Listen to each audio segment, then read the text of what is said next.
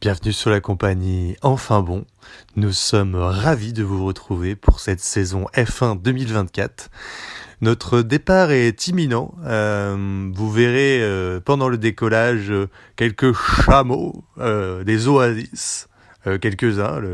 L'eau sera rare, le soleil très très chaud, car nous allons arriver à Bahreïn ce jeudi. Arrivé à estimer vers les midi et demi environ pour les premiers essais libres, avec des qualifications qui auront lieu en décalé vendredi, puis une course samedi, puisque nous serons dans un pays musulman qui pratique le ramadan, et donc on aura un léger décalage sur le calendrier habituel. Ça, c'était pour ce début de saison qui commence donc à Bahreïn ce week-end. Et quelle intersaison. D'habitude, l'intersaison, on est avec ses petites mouflettes, on se fait une raclette, on est au chaud, il se passe rien, il n'y a pas grand-chose. Mais là, des bombes partout. On a dû esquiver des bombes, des cratères. Günther Steiner qui s'en va de Haas, Lewis Hamilton, la bomba qui s'en va de Mercedes, son écurie mythique, pour partir chez Ferrari, qui est une autre écurie mythique, et puis l'affaire Christian Horner qui est encore en cours. Bref, on ne s'est pas ennuyé, on s'était un peu ennuyé jusqu'à Noël, alors début janvier, ça a pataté, c'est parti tambour battant. Donc voilà, on va attaquer donc le débriefing avec ces 3 petits points, et on va surtout revenir aussi sur ces essais de pré-saison, donc les essais privés qui ont lieu il y a une semaine à Bahreïn et qui ont dessiné les contours des performances des différentes voitures. Voilà, on va voir un peu où se situe tout le monde. Est-ce que Max Verstappen se qualifiera dernier sur la grille? Est-ce que Red Bull c'est terminé? On va en discuter tout de suite. On en discute, on décortique, on en parle. C'est enfin bon, bien sûr.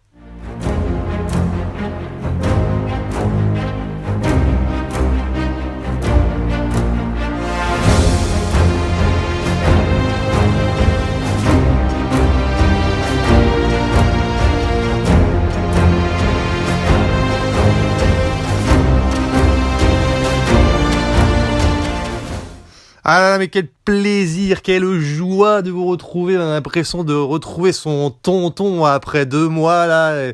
C'est tout content, tout ému. C'est un peu le repas de famille qu'on méritait. On est tout content, on sort de vacances, on a envie de parler à tout le monde, on a envie de se prendre dans les bras. Ah, c'est le retour de la Formule 1. Ça y est, on attaque la saison 2024, le couteau aux dents. L'énergie nous a retrouvés. On s'était fait assommer par Max Verstappen pendant 1 an. Et là, ça y est, c'est terminé, on peut rattaquer les sujets. Et on attaque tout de suite donc avec cette intersaison qui a été très rythmée. Voilà, le départ donc de Günther Steiner de Haas.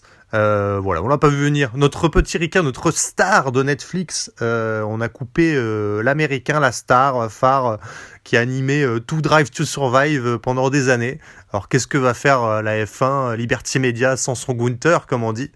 Voilà, Günther qui a été licencié clairement par son directeur, donc Geneas, qui a dit j'en ai marre de finir dernier.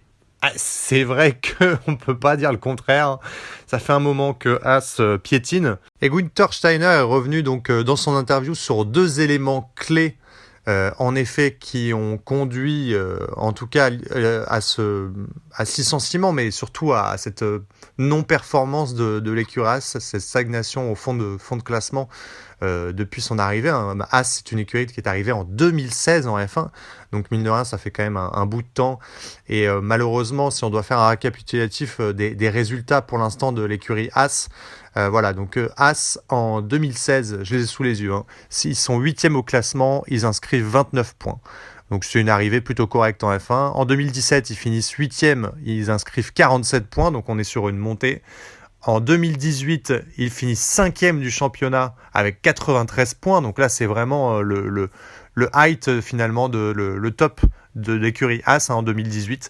Et puis, il y a le Covid qui arrive. Et là, Haas donc, termine 9e avec 28 points en 2019. 9e avec 3 points en 2020, 10e avec 0 points en 2021. On la connaît, c'est l'année catastrophique avec Mick Schumacher et Nikita Mazepin. Et puis 2022, 8e avec 37 points. Et l'année dernière, dernier avec 12 points. Donc voilà, depuis cette année 2018 où ils avaient terminé 5e, donc il y a eu un vrai choc. Et c'est vrai que quand on regarde les années, on est forcé de constater donc, que ça met un des éléments évoqués par Günther Steiner, qui est le passage du Covid, directement lié à un autre élément clé, qui est le plafonnement budgétaire, qui sont deux éléments clés qui ont nui gravement en fait à la montée en puissance de Haas en F1. Alors pourquoi ? On va l'expliquer. Haas, c'est une écurie donc qui achète ses pièces, qui ne produit pas ses pièces et qui achète ses pièces à Ferrari. Voilà. Donc lors du Covid, il y a eu un impact majeur sur la création des pièces, sur le coût des matières premières, qui s'est directement répercuté sur l'achat des pièces. Quand on achète en fait des éléments de pièces et qu'on ne les produit pas soi-même, on ne peut pas gérer cet impact-là et ces économies sur ces matières premières. On ne peut pas avoir fait non plus des stocks. On est directement tributaire en tant que client de la production et de l'inflation énorme que vont avoir ces pièces sur notre coût en interne. Ça, c'est un premier élément de réponse qui a directement impacté l'écurie Haas, en tout cas en 2019. Et c'est un impact qu'elle n'avait pas du tout vu venir. C'était une écurie en devenir qui n'avait pas forcément financièrement les reins très solides et qui a vraiment encaissé cette année 2019 très durement. Le deuxième élément de réponse, c'est celui qu'on a évoqué avant, c'est le plafonnement budgétaire. Le plafonnement budgétaire, en fait, ça a fixé une limite et ça a permis du coup d'éviter les grandes disparitions de budget entre les top teams qui ont des budgets colossaux, illimités, Red Bull, Mercedes, Ferrari, etc., avec les petites écuries qui avaient des budgets très restreints, Haas, Williams, Sauber. Donc ça a permis de plafonner tout ça, donc de dire aux grosses écuries, vous ne pouvez pas dépasser un tel montant, et on baisse petit à petit d'année en année en fait ce plafonnement pour que l'écart se réduise, et c'est plutôt bénéfique. Le problème, c'est que c'est en contradiction directe avec ce modèle de Haas, puisque Haas rachète ses pièces. Or, ça lui coûte plus cher qu'une écurie qui les fabrique. Et comme on a un plafonnement budgétaire qui petit à petit se resserre, Haas va arriver de plus en plus vite, plus rapidement en fait, à ce plafonnement en achetant ses pièces. Donc ce modèle économique en fait, il est plus viable. En tout cas, il n'est pas viable pour venir concurrencer des écuries de milieu de grille ou des top teams qui, elles, conçoivent leurs pièces. Et c'est là où Günther Steiner a expliqué, de toute façon, il y a une limite claire au sein de l'écurie qui fait que l'écurie ne peut pas, pour l'instant, sortir de ce fond de grille. Donc il y a au moins 6 écuries avec lesquelles elle ne peut pas rivaliser, qui sont McLaren, Alpine, Ferrari, Red Bull, Mercedes et Aston Martin. Mais même si on met cela à part, donc c'est-à-dire que l'écurie pourrait terminer 7e, c'est pas le cas. Si on regarde du coup depuis 2019, l'écurie elle a fini 9e, 9e, 10e, 8e et 10e, et avec très peu de points.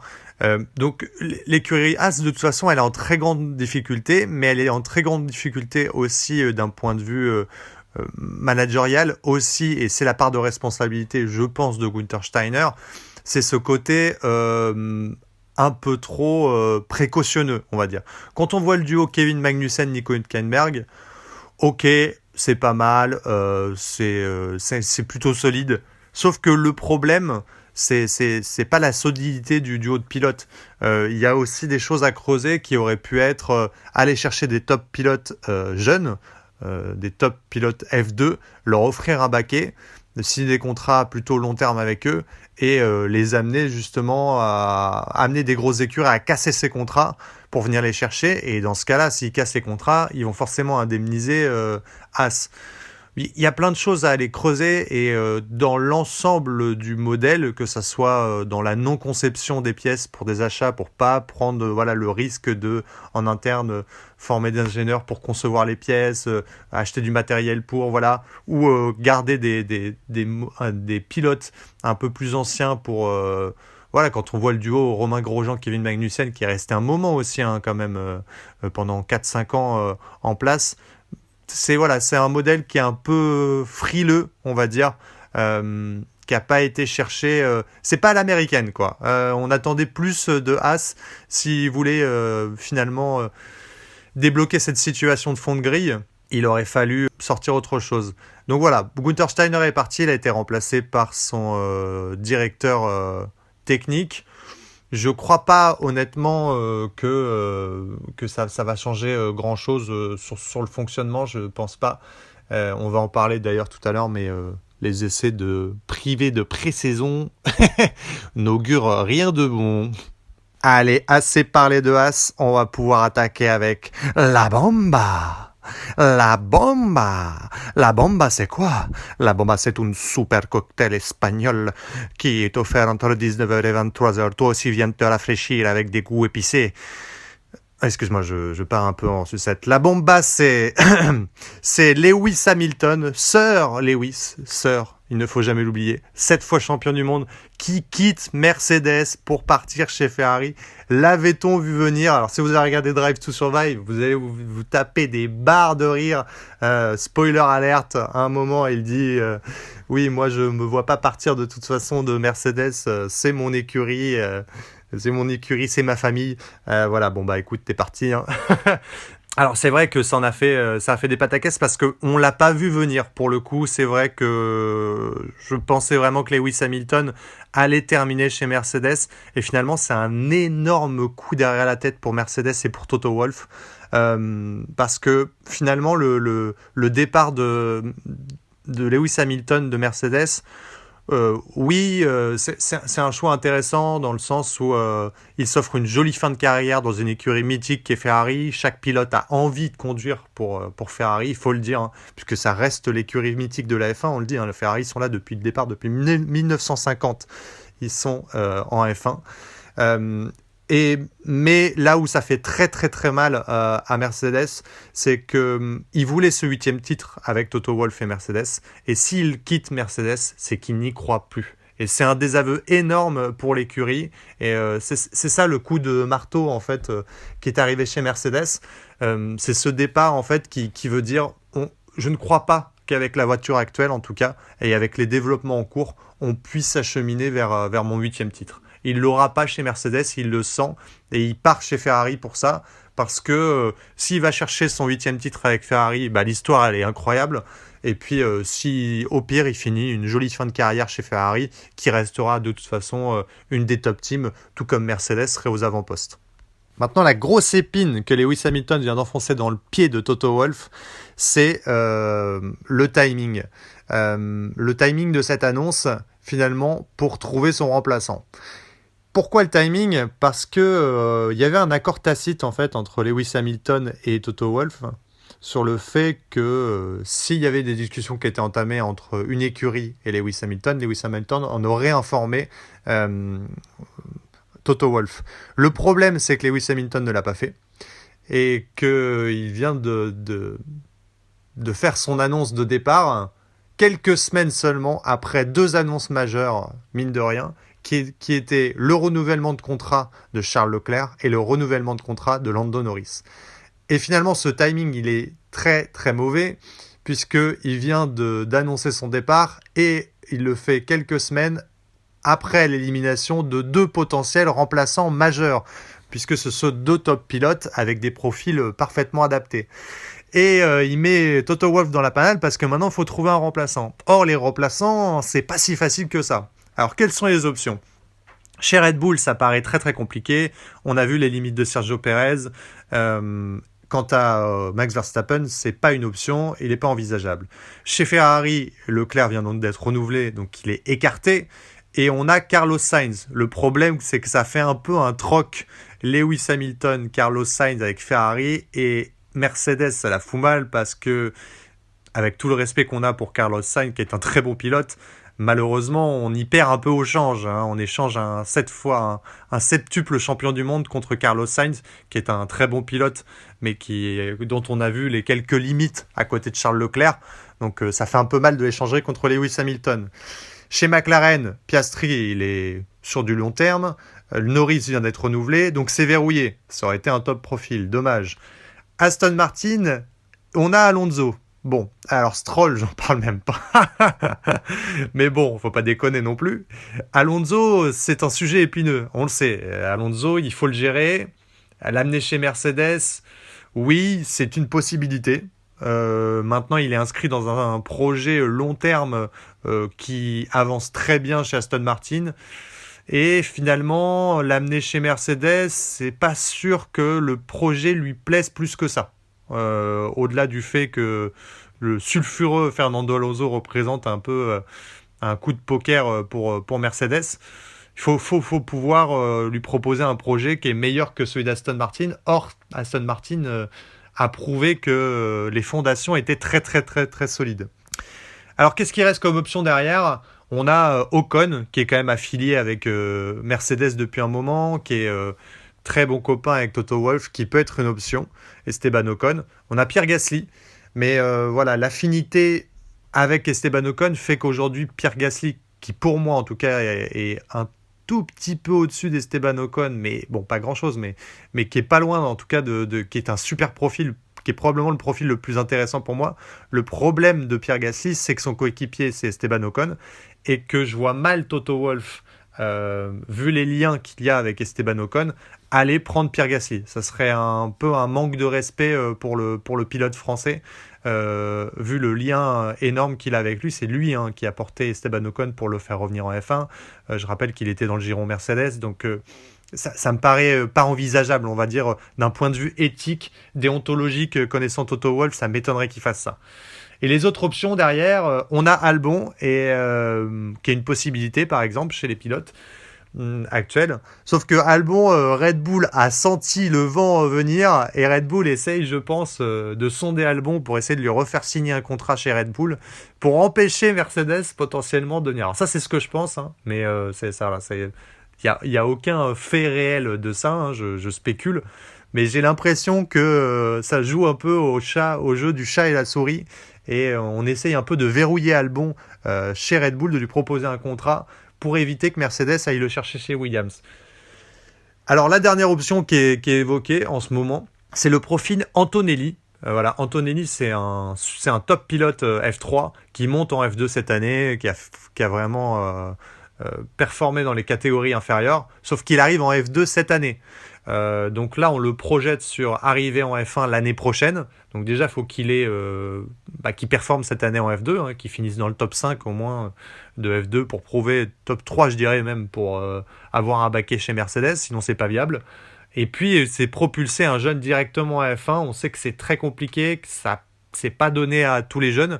Donc c'est une piste qui me paraît quand même très douteuse en ce moment. Après ça se tente, mais pour moi ce serait plus un pari extrêmement compliqué, extrêmement osé, extrêmement périlleux, et en tout cas à ce stade de la saison, la décision elle peut pas être prise sans avoir vu les performances d'Antonelli en F2. Ça c'est pas viable du tout. Donc affaire à suivre, en tout cas cas très complexe à gérer pour Toto Wolff et Mercedes cette année. Allez, on attaque le dernier point avec l'affaire Christian Horner, l'affaire dont on ne connaît pas le contenu mais qu'on est obligé d'évoquer tant elle prend une ampleur phénoménale. Christian Horner qui visiblement n'avait pas lu les journaux puisqu'il s'est permis de faire une Gérard Depardieu, donc il y a une enquête en interne qui est portée sur Christian Horner pour comportement inapproprié au sein de l'écurie Red Bull envers une employée. Voilà, pour l'instant on n'en sait pas plus, donc on va pas spéculer là-dessus, il n'y a pas trop d'intérêt. Ce qui est important, c'est les faits majeurs qui entourent cette affaire. La première, c'est qu'évidemment, potentiellement, si les faits sont avérés et que Red Bull venait à licencier et se séparer de Christian Horner, ça serait un énorme choc, une onde de choc pour la F1. Pourquoi ? Parce que Christian Horner, faut savoir qu'il est en poste depuis 2005 en tant que directeur d'écurie, chez anciennement Toro Rosso puis Red Bull. Il a mené ses écuries à 8 fois à la victoire en championnat constructeur, 7 fois à la championnat titre pilote, 4 pour Vettel, 3 pour Verstappen, et Dieu sait que visiblement il y en a d'autres qui arrivent, donc c'est quand même un directeur d'écurie mythique de la Formule 1. Et Et on sent surtout une énorme pression monter autour des partenaires, puisqu'on l'a dit, il y a peu de communication, c'est une enquête en interne, on a très peu d'éléments, et les partenaires directs n'en ont pas vraiment plus. En tout cas, ils ont envie de se prémunir d'une très mauvaise communication envers eux. On a la FIA récemment donc, qui a fait un communiqué pour expliquer que s'il y avait un problème de comportement inapproprié, elle ne le tolérerait pas, et que Christian Horner serait exclu de toute fonction en rapport avec le sport automobile. Donc c'est une énorme sanction déjà qui est mise en avant. Et puis l'autre aspect, c'est un communiqué récent de Ford. Ford, donc c'est le motoriste qui est partenaire maintenant de Red Bull, puisque Red Bull, donc Honda était parti de Red Bull, et Red Bull s'est associé avec Ford pour construire ses moteurs. Et Ford a expliqué bien sûr que les valeurs de Ford étaient en contradiction avec ce genre de pratiques ou des comportements inappropriés, et que si c'était avéré, elle évidemment, elle serait en droit de mettre fin à son partenariat. Évidemment, dans les deux cas, ce qui frustre le plus, que ce soit la FIA, Ford ou bien les journalistes d'ailleurs qui font un article par jour dessus, c'est évidemment le flou qui entoure le contenu de cette affaire, puisqu'on n'en connaît pas vraiment, en tout cas l'aboutissement, on ne sait pas ce qui a été fait, où en est l'enquête, etc. Donc voilà, affaire à suivre. En tout cas, le poste de Christian Horner est en danger. Il y a beaucoup de spéculations autour du fait qu'il y aurait des dissensions en interne entre le fils du propriétaire Red Bull, Helmut Marko, qui, il faut le dire, a été interrogé il y a peu de temps sur cette affaire et a publiquement non affiché son soutien à Horner. Donc on sent quand même qu'il y a des tensions en interne chez Red Bull et que potentiellement c'est peut-être une guerre politique. On ne sait pas, voilà, on ne sait pas, on verra ce que ça donne. En tout cas, affaire à suivre sur l'un des directeurs d'équipe mythique de la F1. Et bim, et bam, et boum, c'est l'heure du pronostic. Allez, c'est le fameux moment où tu vas claquer ta paye du mois. Tu vas tout miser sur Lance Stroll, top 3 championnat pilote. Et puis finalement, dès cet été, tu vas t'inscrire sur Tinder parce que tu auras expliqué à ta meuf que tu auras claqué tout ton salaire dans un beau prono de merde. Bon allez, on va se mouiller un petit peu. Donc on a eu des essais de pré-saison la semaine dernière à Bahreïn. Bon, l'avantage c'est que c'est sur le même circuit que le circuit d'ouverture donc de cette saison F1 2024. Et ce qu'on a vu, c'est qu'on a globalement une hiérarchie qui n'a pas tant évolué que ça. Mais on va revenir sur ce qui s'est passé concrètement, sur ce qu'on a vu visuellement. Déjà, on a une Red Bull toujours aussi impressionnante et qui s'est reconstruite. Et ça, c'est assez impressionnant. On a des marqueurs assez forts, je trouve, chez Red Bull, qu'on retrouvait chez Mercedes dans les années de domination. C'est-à-dire une voiture qui était aérodynamiquement conçue d'une manière un peu novatrice, supérieure par rapport aux autres. Et d'année en année, des nouvelles innovations qu'on voit arriver, auquel aucune écurie n'avait pensé. Et Red Bull est reparti là-dessus. Et encore plus fort chez Red Bull, là, cette année, ils ont repris, on y reviendra pendant l'année, un concept qui s'appelle le concept zéro ponton. Voilà, sur les côtés, qui est un peu une copie de ce qu'avait fait Mercedes, sauf que Mercedes l'a abandonné puisqu'ils ont considéré qu'ils n'arrivaient pas à le faire fonctionner. Et Red Bull est arrivé à Bahreïn de pré-saison avec ce concept-là, et les chronos sont hallucinants. Donc Red Bull a fait fonctionner ce qu'a pas réussi à faire fonctionner Mercedes, et ça c'est encore un coup de massue pour Toto Wolff qui fait très très très mal. Voilà, donc Red Bull a l'air quand même largement en avance, donc on peut s'attendre à ce que Red Bull, allez, pour se mouiller, je dirais entre 5 et 7 dixièmes d'avance environ sur la deuxième écurie. Et en deuxième place, je dirais qu'on se retrouve avec Ferrari, qui, pour le coup, repartit avec un concept aérodynamique différent, s'est renouvelé et a senti une voiture plus stable dans les entrées de virage, les sorties de virage. Il y a vraiment une belle motricité, c'est intéressant.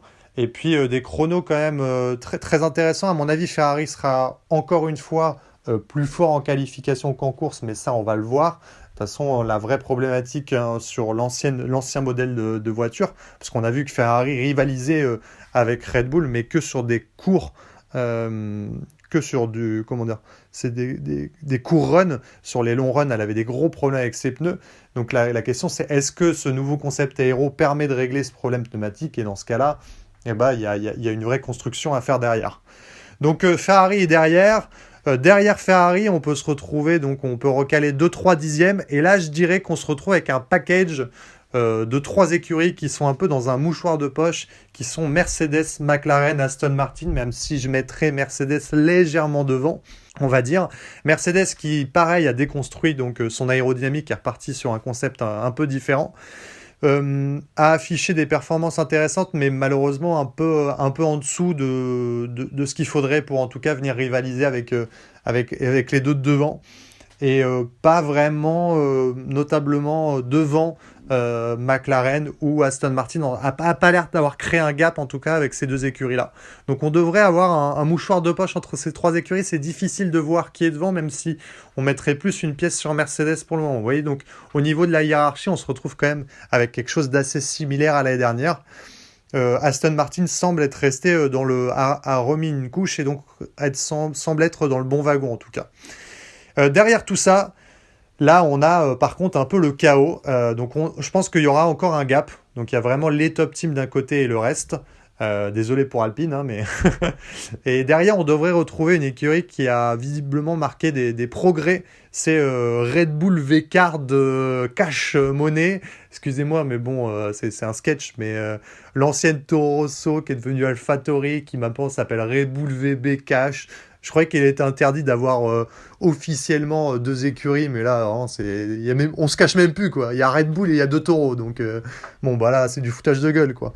Donc voilà, l'écurie B de Red Bull, donc qui semble avoir fait un bon pas en avant et qui devrait être l'écurie du milieu de peloton qui dominante, en tout cas. Derrière, dans un mouchoir de poche, derrière elle, on devrait retrouver, je pense, Williams et Alpine. Alpine qui a donc, on le sait, cassé son concept et qui mise sur... j'ai l'impression qu'Alpine veut faire une McLaren. C'est-à-dire qu'elle sait qu'elle va endurer un début de saison très très très compliqué, voire catastrophique, hein, c'était le cas de McLaren l'année dernière, mais elle mise sur une voiture plus stable, plus cohérente sur les améliorations qu'elle peut apporter. Et on l'a vu l'année dernière, McLaren a prouvé que avec une voiture qui est pas du tout performante en début d'année, on est capable d'amener des améliorations incroyables qui font qu'elle est complètement transposée dans une top team en milieu de saison. Donc c'est possible. Après, est-ce que Alpine a la capacité de faire ça, de reproduire ce qu'a fait McLaren? Ça, c'est une autre question. En tout cas, Alpine va commencer la début de saison de manière très compliquée. Là, je les mets au stade de Williams. Il se pourrait même qu'ils soient en dessous de ça. Pour moi, Alpine, ça va être la grosse déception de ces débuts de saison, hein. Ils vont galérer. Mais c'est pas la question. La question, c'est comment, au cours de la saison, ils vont évoluer. Il faut qu'à la mi-saison, il y ait un vrai gap qui soit passé par Alpine. De toute façon, l'ancien modèle, il marche pas. Donc, concevoir une voiture stable sur laquelle on peut amener des évolutions majeures qui portent ses fruits, ça sera plus intéressant que ce qui a été fait dernièrement. Donc derrière ces écuries-là, on devrait retrouver les 2 écuries qui sont Steck, donc qui est Sauber, hein, et As en dernier. Probablement les écuries qui sont montrées les moins en avant, hein. Steck qui n'a pas montré grand chose, et alors As qui a montré vraiment un rythme assez faible, des difficultés, donc qui n'était pas vraiment en avant. Ça me surprendrait que As soit pas en fond de grille, honnêtement. Alors c'est pas catastrophique, mais ça a pas l'air foufou chez eux. Donc voilà un petit peu pour ce classement-là. Le classement sur lequel on s'est mouillé. Mais bon, on va se régaler, toute cette saison, j'espère. Et évidemment, on va le faire tous ensemble avec Enfin Bon, bien sûr.